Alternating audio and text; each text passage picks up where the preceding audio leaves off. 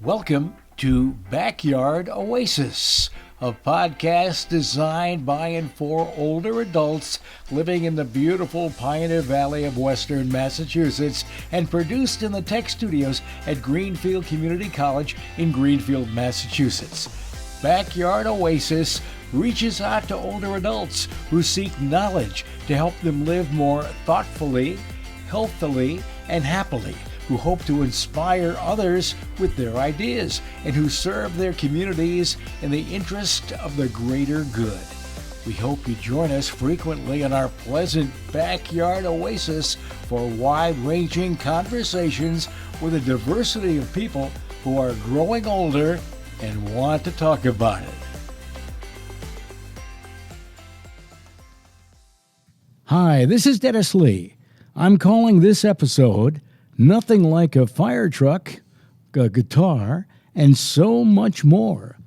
In our Backyard Oasis series, we talk to people that have had interesting experiences and keep on churning after retirement. This is certainly true for my guest today. He's Tom Clark, a 30-year veteran firefighter of the Northampton Fire Department.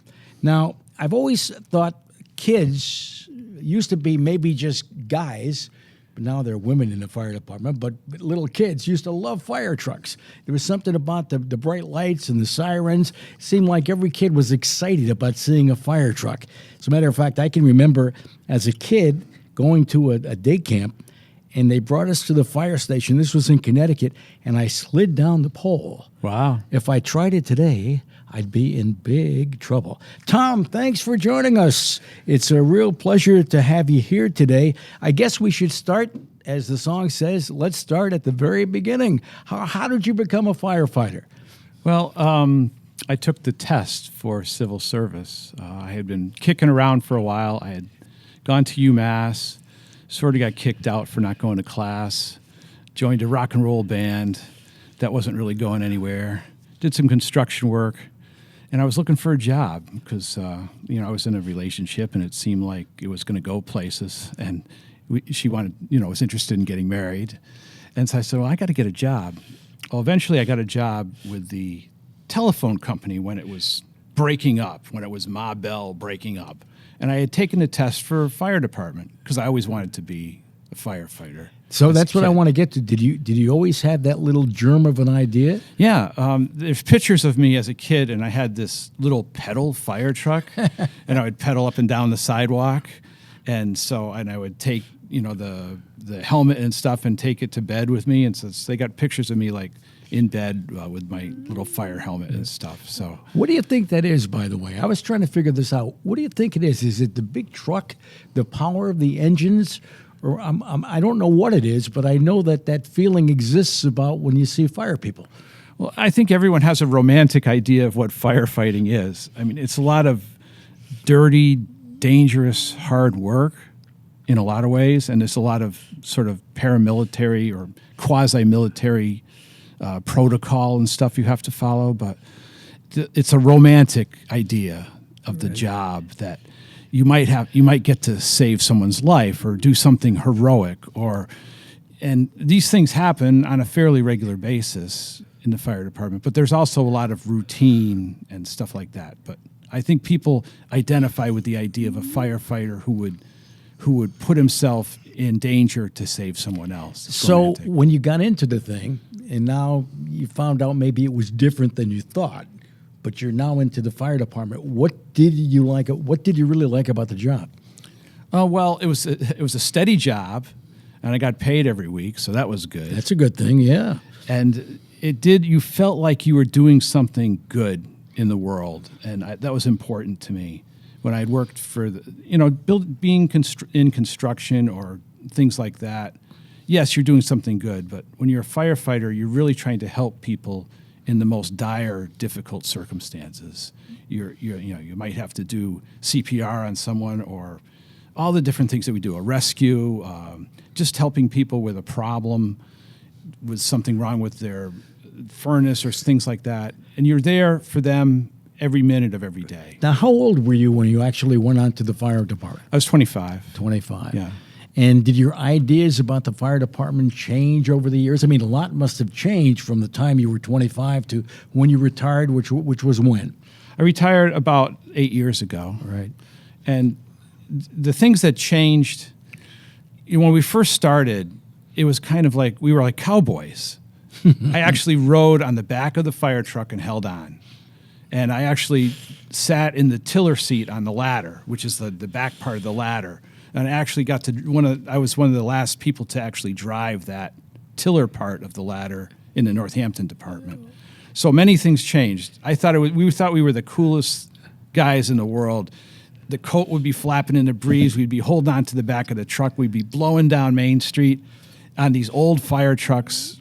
I mean, when I started, we had fire trucks from the 1950s and the 1960s, still on the front line. And it was just amazing. I started in 1985, and it was just amazing. So I had a great career. I'm grateful for it. It beats you up. I was injured. I was in a lot of dangerous situations. I had things happen to me. But I was always grateful for that opportunity to serve people and to be that guy, be the guy. So we're going to do a quickie quiz. Tell us something about the fire department that we never would have guessed, something that most people say, really? Is that what it's like? Sometimes it's boring. All right, that's fair enough. Yeah. That's a good question from me and a good answer from you. Sometimes it's boring. Right. And sometimes people don't know what we do every day. And a lot of people have some idea that we're just sitting around eating food and playing cards and taking naps. And I mean, there is some of that. But, I was going to say, is any of that true? Give us the behind the scenes, Tom. Well, you're on a 24-hour schedule, so it's not like you can just stay up the whole time. You do have to rest, and you try to get rest in between the calls. And it's challenging. And there is a lot of routine. There's a lot of protocol. There's a lot of chores. We have to clean our own station. We have to maintain our own equipment. We have to do a lot of training every day. There's training that we have to practice different things. So there's a lot of like military style routine in the fire department. Mm-hmm. You're expected to keep yourself in shape and to keep that sort of attitude that this is an important job and you should always be ready to do whatever you have to do. Mm-hmm. I've always thought that's the fascinating thing about the fire department and the police department as well, because you could have a very calm day with nothing going on, maybe playing cards sometimes. Yeah, sometimes. And then all of a sudden it just hits and something happens and your whole mentality has to change in an instant. To me, that's fascinating. Yeah. That's like the emergency room at the hospital. You know, they could be sitting around telling stories, telling medical jokes or something, and then all of a sudden 3 ambulances come in and your whole way of thinking changes in an instant. What is that like? You go from 0 to 100 miles an hour in just a seconds, and or from sort of a sound sleep to just getting on a truck and rolling out to a fire. It's an incredible adrenaline rush, and it's very challenging to be able to pull it off. Right. Most people can't handle it. Even like when I started, it was easier when I started. The pace was a little different. We might go to we didn't have the ambulance service. We might go to maybe 800 or 900 calls a year. And of course we'd had inspections and things like that. But when I left the fire department, when I retired, they were doing 6,000 calls. In Northampton, we were doing about 6,000 calls a year. And most of that were the medical calls. Right. And now they're doing 8,000 calls a year.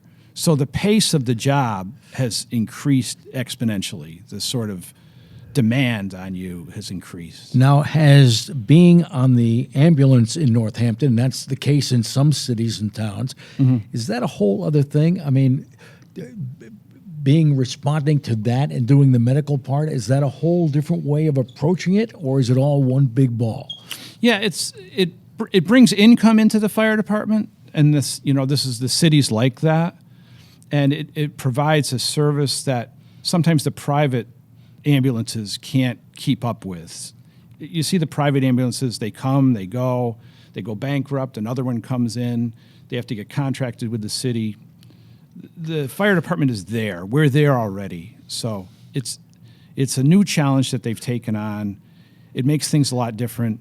It brings a lot of women into the fire department because a lot of them come from that ambulance service, from the paramedic thing. You must be reading my mind, because the thought I had was, well, you got to tell me about what happened. Well, it was an all-male bastion, Oh, right? If that's the right phrase. Yeah. It was an all-male deal. Yeah. And then all of a sudden, somebody said, oh, there should be women in the fire department. So how did that change your life, what you thought about, your daily job? What happened? Tell us what happened when you got the word there's going to be a lady on the line. well, the first lady was Tracy Driscoll in the Northampton Fire Department. And she was the daughter of the chief at the time. And she was as tough as any guy could ever be. And she was just, just ready to do the job. And she grew up with it. So she was also the first girl to play Little League in Northampton. Mm-hmm. So she was a trailblazer, but she could handle the job. When it started to be more, at the time, a lot of the older guys didn't like the idea. They didn't think they didn't think it was a good idea. And in some ways, their culture, that older fella culture, the men's culture of the place, it prohibited that idea. And their wives weren't happy about it either, because you're living together at the fire department. Right, right. So the older guys that I worked with weren't happy about it. Now, I want to hear gossip. My engineer and myself want to hear gossip from the fire department. And no good gossip with all the men and the women? Well, I'll tell you, when you put men and women working together under these conditions, in any job really, when you're working closely together, relationships form. And there have been many relationships and marriages between the women of the fire department and the men of the fire department, as far as, like, several of the firefighters actually married dispatchers that worked in the dispatch center. Mm-hmm. And that, so they are working together. Well, they say you need communication in marriage. Yes. So if you marry a dispatcher, Yeah. you're working on your communication, Tom. Yeah. But anyway, So this can happen. That's, and that's interesting. It's though. a thing that makes it can cause complications, of course. Right, right. So I don't want to get into the complications, but it does seem that I know several things, and most of the relationships have worked out. Some of them have gotten married and had. It's in some ways it's great. So Yeah. you find that in any workplace.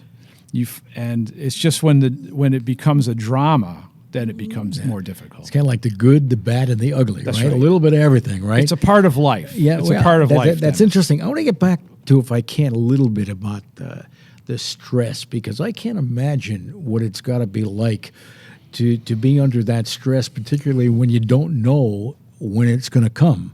I mean, if you knew exactly today I got to go in and it's going to be crazy, that's one thing, but that's not what you're dealing with. You're dealing with instant happenings. Yes. So I want to bring it to music, because one of the reasons I had you on is I know music has been a big part of your life, and poetry has been a big part of your life. I think you told me in third grade you discovered poetry. Did I? Yeah, in sixth remember grade. that right? Yeah. Sixth grade, okay. The great English teacher from Florence Grammar School, Gene Curran, turned me on to poetry.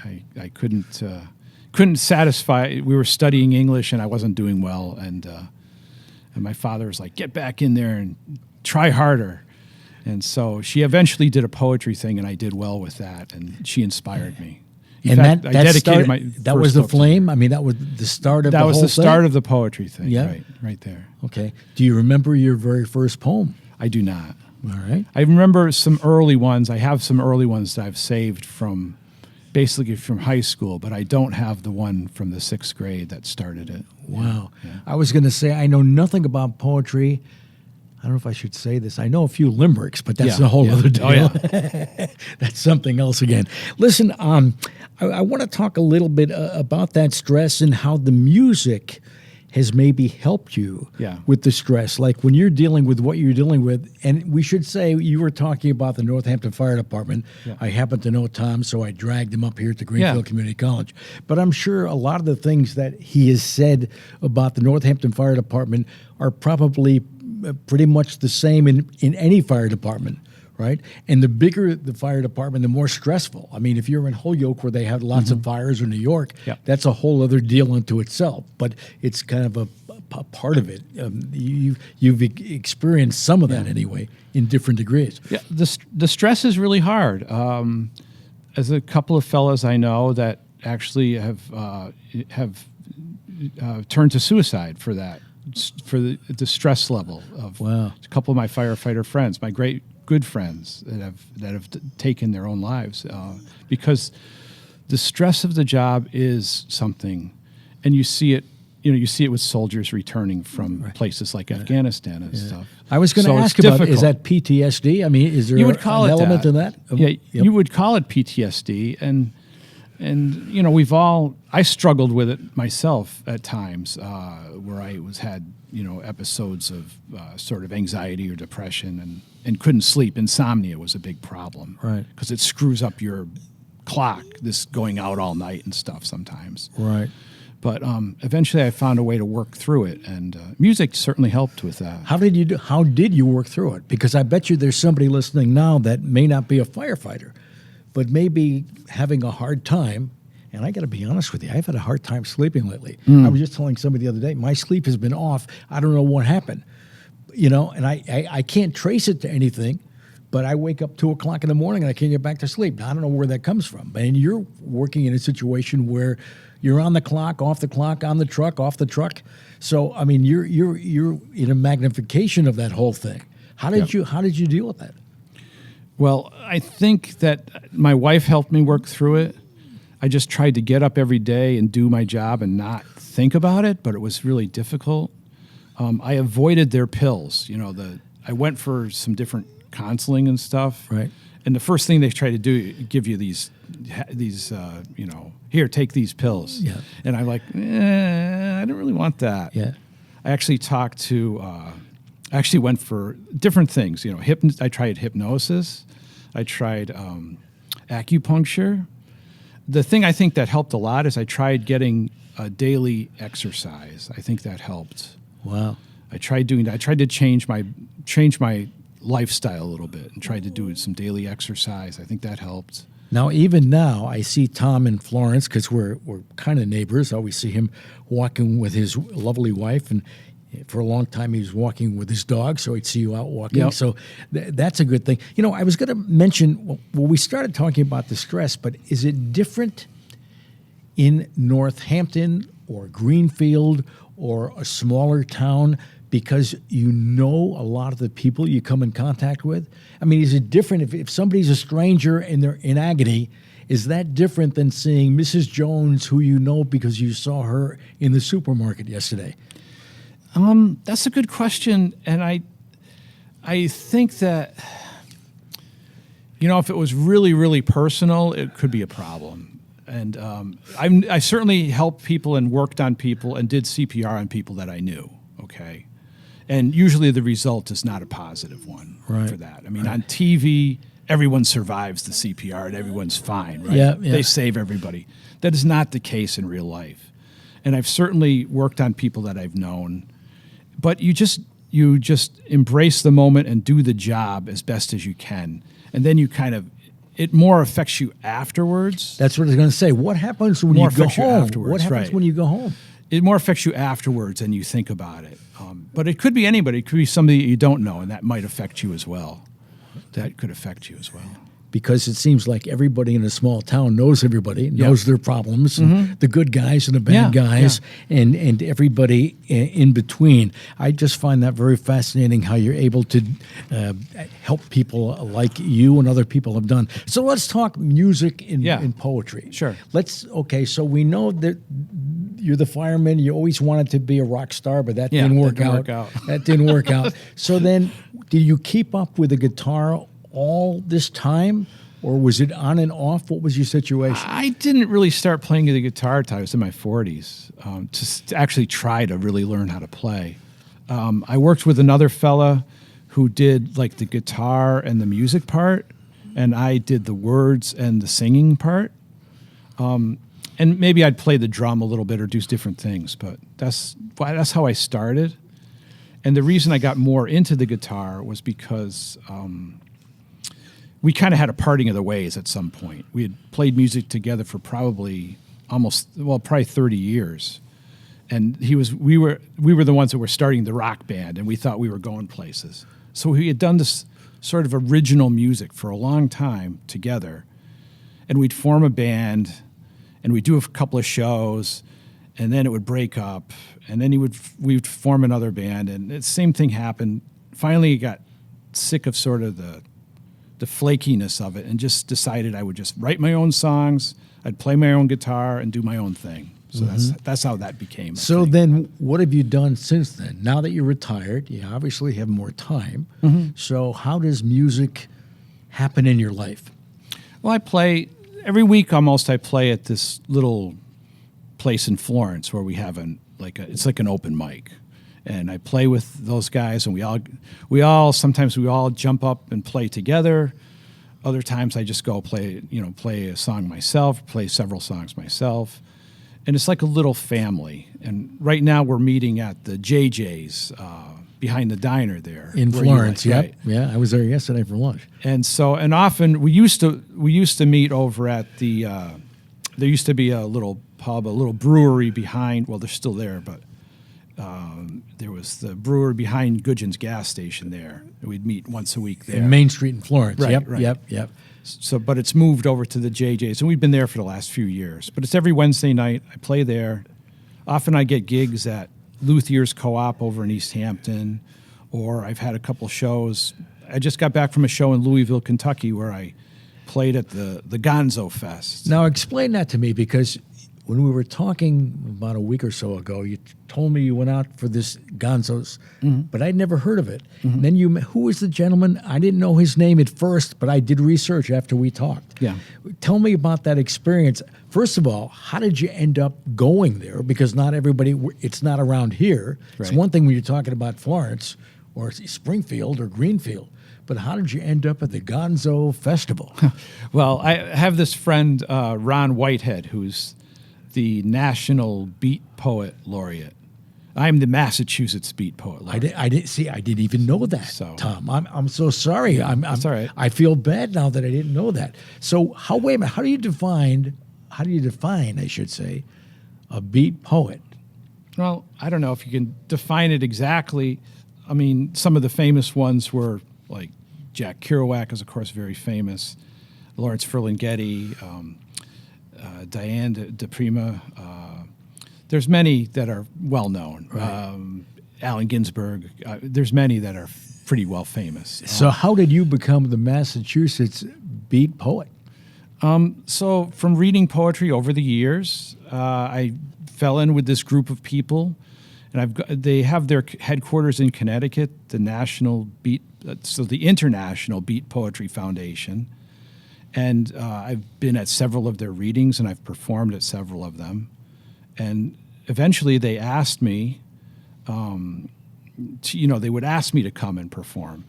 And so, and eventually they honored me with the Beat Poet Laureate thing. They liked what I was doing, in other words. I'm impressed. I Yeah, didn't it was even know. cool. It was very I didn't cool. even know. I really didn't know that. I probably should have known that. No. How could I not know that? I feel like I failed in life by not knowing that, Tom.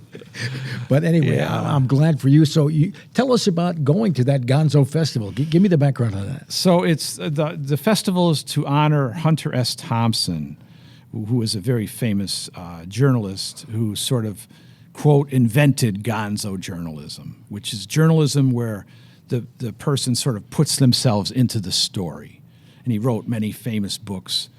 One of his first ones was about the Hells Angels, where for a time he joined the Hells Angels, and he wrote a book from the inside perspective of being part of that group until they beat him up, and then that was the end of that. But so that was the beginning of his career. So since you went to the Gonzo Festival, you had to do a performance. Yes. Was it one song? No.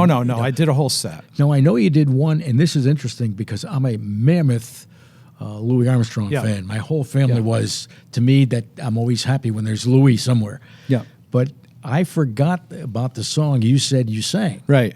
And I didn't know it by the title. And then I went right after we spoke. Yeah. I went online and I found. I said, "Oh, I know that. You know Of course, that I song. know Of that. course you song." know it. Yeah. I said, "How could I not know that?" Yeah. So can you give us a little of that? You want to Sure, do a little bit? I'd be happy to play that. Yeah. Okay. So this is what you did when This you is were one of the performing- ones I did. And how long was the set that you did? I did about 45 minutes. Wow. Yeah.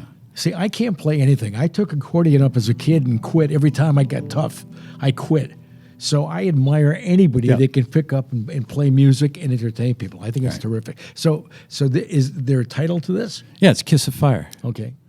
I touch your lips, and all at once the sparks go flying. The devil lips that know so well the art of lying. And I see the danger, still the flames grow higher.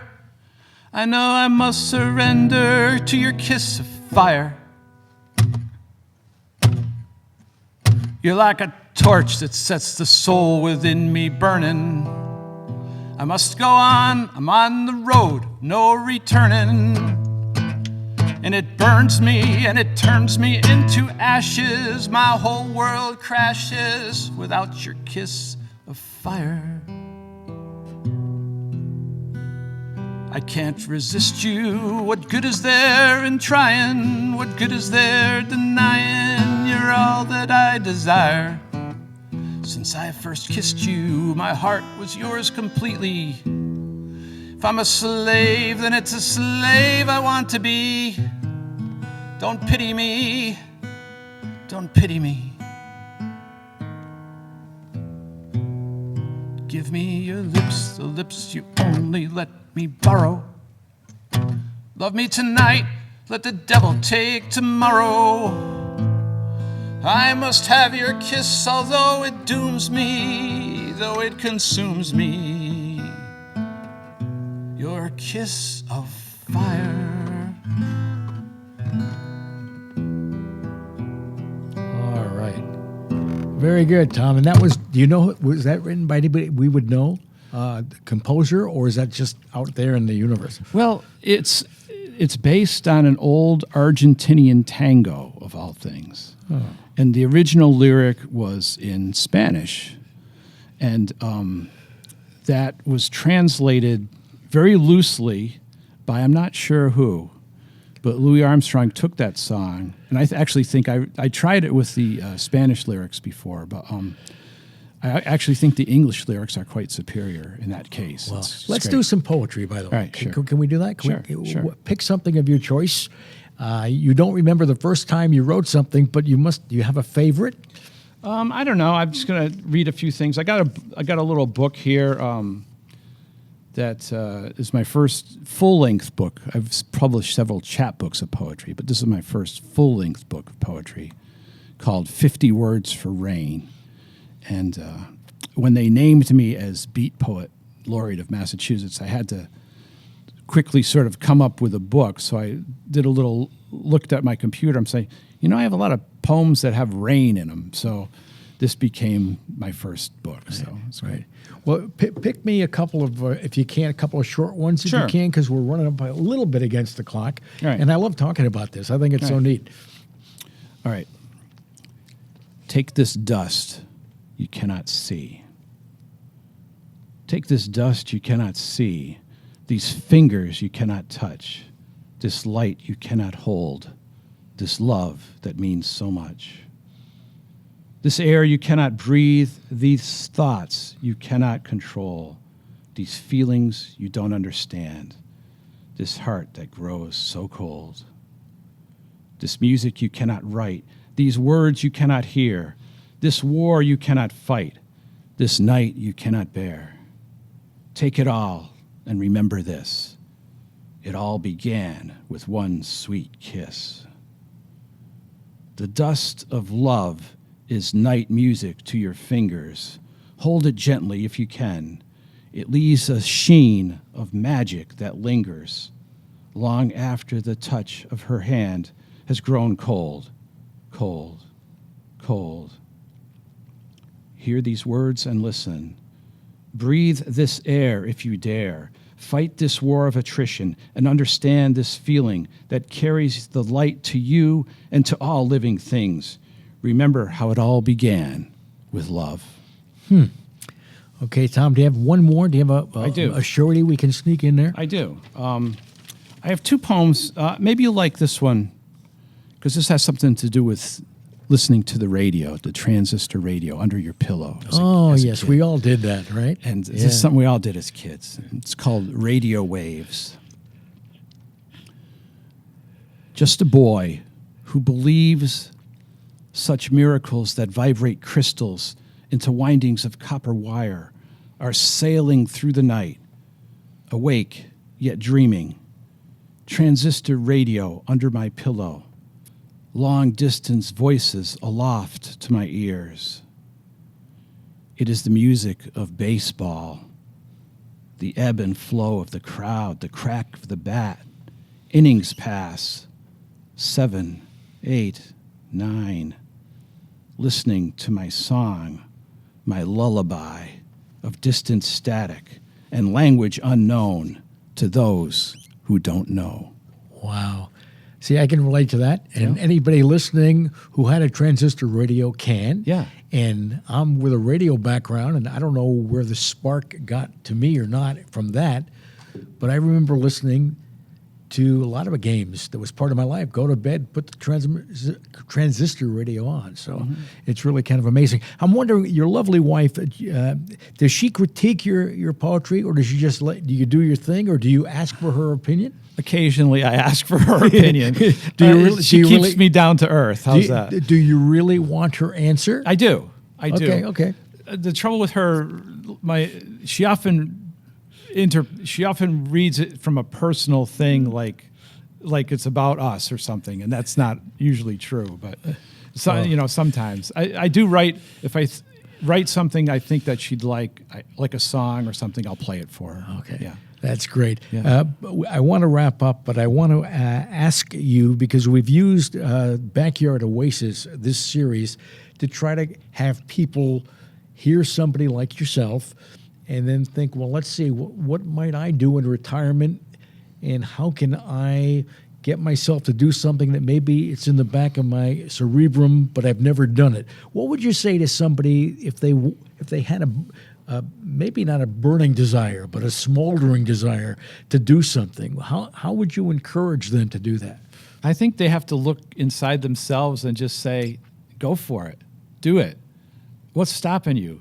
The clock is ticking. You only have so much time in life, and you better just live it, because that's all there really is in this world. That's Tom, what I would say.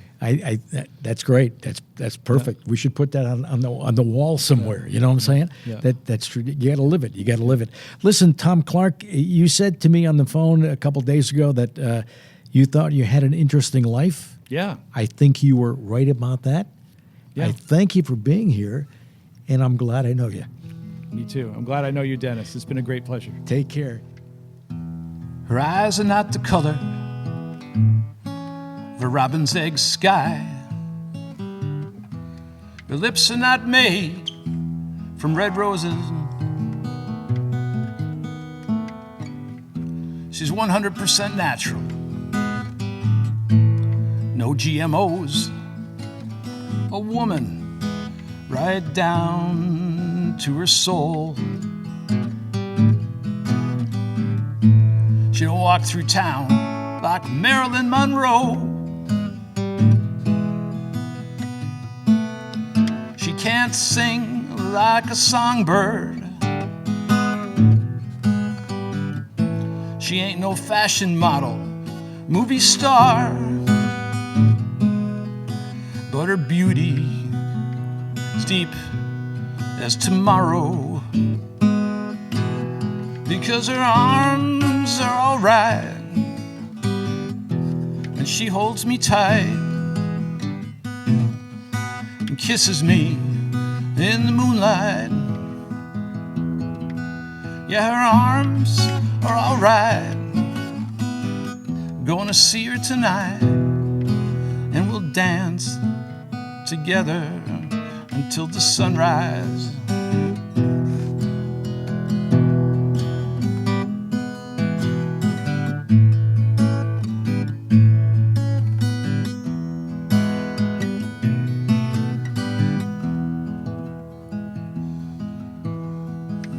She don't drive no fancy automobile. She has to work for her money. She's never mean, but she's made of steel, whiskey and spice and honey. She makes a tasty chicken pot pie. She's the mother of my children. I'm gonna love her until the day that I die. I ain't never gonna hurt her, because her arms are alright when she holds me tight, kisses me in the moonlight. Yeah, her arms are alright. Gonna see her tonight, and we'll dance together till the sunrise.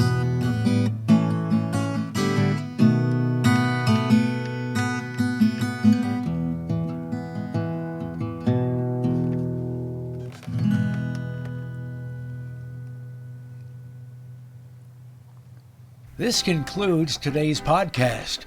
We're always looking for new ideas, so feel free to reach out to Judy Raper, Associate Dean of Community Engagement at Greenfield Community College, at 413-775-1819 if you have an idea you'd love to share.